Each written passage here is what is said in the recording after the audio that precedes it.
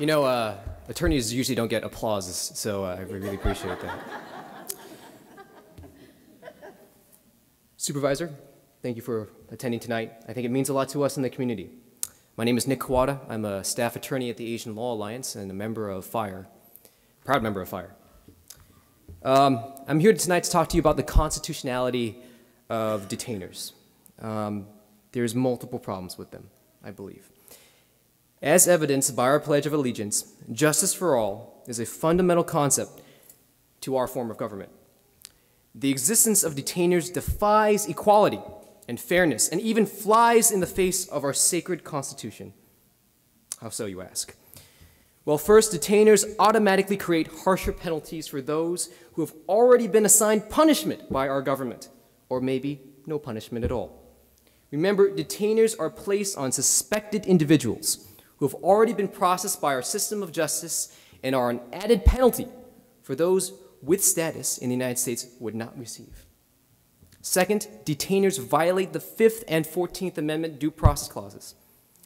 Since detainees are not automatically held for ICE, they are imprisoned without trial in direct violation of due process. This practice creates a terrible precedent for our country that citizens should not and cannot stand for. Thank you.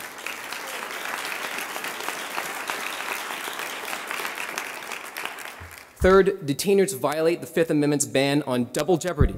Even if given a trial, as required by our Constitution, which I admit is rare, detainees, as mentioned, have already been adjudicated guilty or innocent by our own criminal justice system. We must believe that the criminal justice system is competent enough to deal with criminals and administer punishment justly. We do not need to add further punishment to those in fear of inadequate rulings. Lastly, detainers violate the Equal Protection Clause of the 14th Amendment. That amendment states that no state shall deny to any person within its jurisdiction the equal protection of the laws.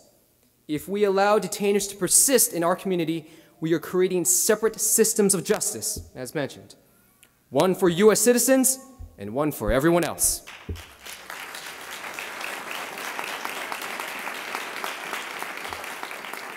Only our immigrant community members suffer punishment with detainers and are disproportionately affected by such enforcement-heavy measures. Creating such a divide is not only unconstitutional, but unwise, as it undermines community trust and pushes members of our community to the fringes of society, rather than create a productive, civically engaged populace. If we are to stand as a community, as one for justice and equality, we must abide by what the U.S. Constitution requires. That document is our contract. Thank you. That document is our contract with one another for a safe and harmonious community. We have the power to enforce that contract. This is our opportunity to take a step in the right direction and tell our community that we stand for justice. Thank you.